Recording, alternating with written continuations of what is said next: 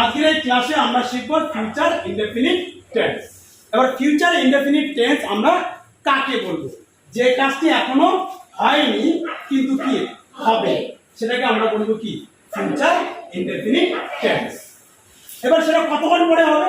সেটা 2 মিনিট পরে হতে পারে, সেটা 10 মিনিট পরে হতে পারে, সেটা আধা ঘন্টা পরে হতে পারে, কিংবা সেটা একদিন পরে হতে পারে, 2 দিন পরে হতে পারে, বা আরো অনেক দিন পরে বা অনেক মাস পরেও হতে পারে। সেটাকে আমরা বলবো ফিউচার ইনডেফিনিট টেন্স। বোঝা গেল? এবার তোমরা এখানে সবাই বসে আছো কিনা? তাহলে একটু পরে আমি যখন তোমাদের লিখতে দিব, তোমরা লিখবে কিনা? তাহলে ওই কথাকে তোমরা যদি এখন বলতে চাও যে আমি লিখবো, কি বলবে? আমি লিখবো। স্যার লিখতে দিবে, আমরা লিখবো। এবার আমি যখন তোমাদের ছুটি দিয়ে দেব, তোমরা কোথায় চলে যাবে? বাড়িতে। ওই কথাকে যদি এখন বলতে চাও কি বলবে? আমি বাড়িতে যাব বা আমরা বাড়িতে যাব। এবার যদি কেউ বলতে চাও আগামীকাল আমি পার্কে যাব, আগামীকাল আমি পার্কে যাব। কেউ বললে যে আগামী সোমবার আমি ঘুরতে যাব। কেউ বললে আজ সন্ধ্যাবেলা আমি কলকাতা যাব। ক্লিয়ার? এগুলো সব হচ্ছে কি টেন্স?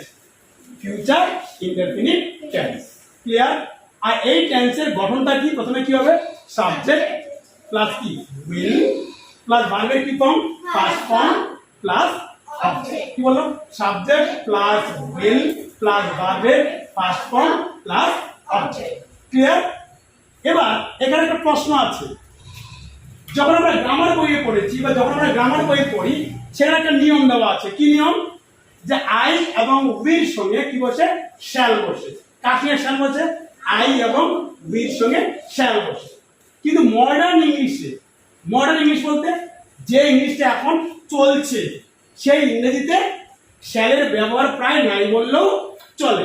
সব ক্ষেত্রে এখন আমরা কি ব্যবহার করতে পারি? উইল ব্যবহার করতে পারি। ক্লিয়ার? তাহলে এবার যদি আমি বলি আমি বাজারে যাব, কি হবে ইংরেজিতে?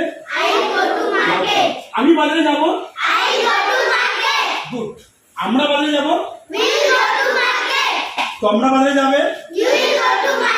তারা বাজারে যাবে। সে বাজারে যাবে। রাম বাজারে যাবে। ক্লিয়ার? এবার যদি বলি আমি ফুটবল খেলবো, আই প্লে ফুটবল। অথবা আমরা বলতে পারি আই উইল প্লে ফুটবল। কিংবা আই এবং উইল কে সংক্ষেপে আমরা কি বলি? আই বলি কিনা? উই এবং উইল সংক্ষেপে কি বলি? উইল। ক্লিয়ার? ইউ এবং উইল কে সংক্ষেপে কি বলে? উইল। ক্লিয়ার? দে এবং উইল কে সংক্ষেপে বলে দেল। ক্লিয়ার? হি এবং উইল সংক্ষেপে কি বলে? হিল। শি এবং উইল সংক্ষেপে কি বলে? শিল। ক্লিয়ার? বোঝা গেল? তাহলে কি বলো? আমি ফুটবল খেলবো, কি হবে? আমরা ফুটবল খেলবো। তুমি ফুটবল খেলবে। তোমরা ফুটবল খেলবে। তারা ফুটবল খেলবে। সে ফুটবল খেলবে। রাম ফুটবল খেলবে। ক্লিয়ার? এবার যদি আমি বলি মা ভাত রান্না করবে, মম উইল কুক রাইস। মা ভাত রান্না করবে। বাবা অফিসে যাবে। বাবা অফিসে যাবে। আমি স্কুলে যাব।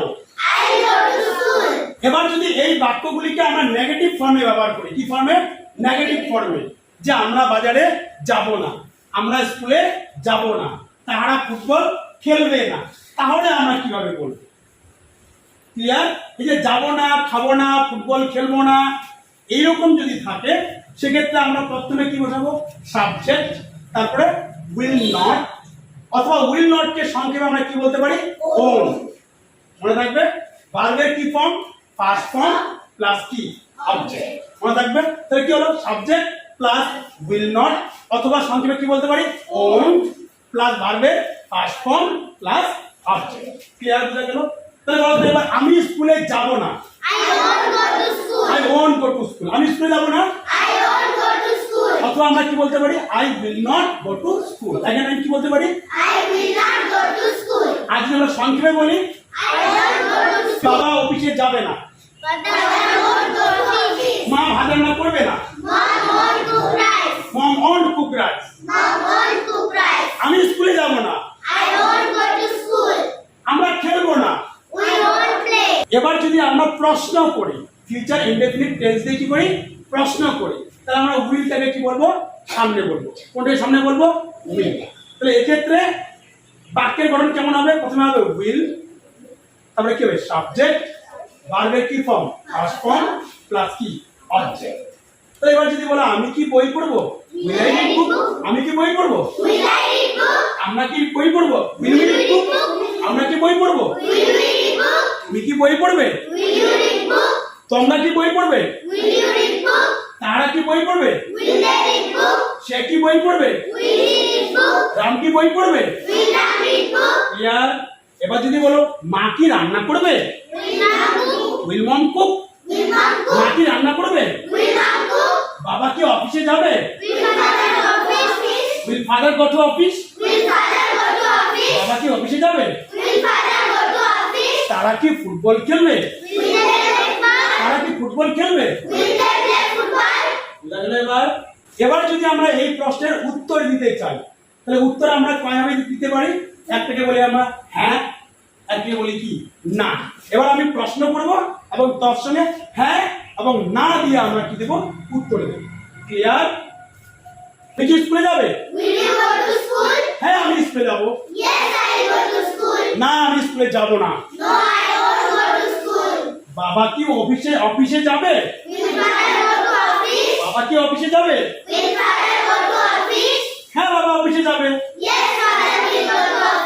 না বাবা অফিসে যাবে না।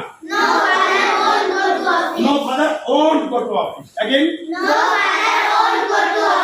অথবা আমরা বলতে পারি father will not go to office, কারণ will আর not অ্যাকচুয়ালি মিলে কি হয়, own। ক্লিয়ার? এবার যদি বলি মা কি ভাত রান্না করবে, will mom cook rice। মা কি ভাত রান্না করবে, হ্যাঁ মা ভাত রান্না করবে, না মা ভাত রান্না করবে না। No mom won't cook rice। না মা ভাত রান্না করবে না, কি হবে, no mom won't cook rice। মা ভাত রান্না করবে না। ক্লিয়ার? এবার যদি তোমাকে আমি বলি তুমি কি কালকে স্কুলে যাবে, will you go to school tomorrow। তুমি কি কালকে স্কুলে যাবে, হ্যাঁ আমি কালকে স্কুলে যাব, yes I go to school tomorrow। না আমি কালকে স্কুলে যাব না, no I won't go to school tomorrow। না আমি কালকে স্কুলে যাব না, তুমি কি কালকে আমার সঙ্গে দেখা করবে, হ্যাঁ আমি আগামীকাল তোমার সঙ্গে দেখা করব, yes I will meet you tomorrow। না আমি কালকে তোমার সঙ্গে দেখা করব না, no I won't meet you tomorrow। Clear? এবার যদি বলি তুমি কি পরে আমার সঙ্গে কথা বলবে, will you talk to me later।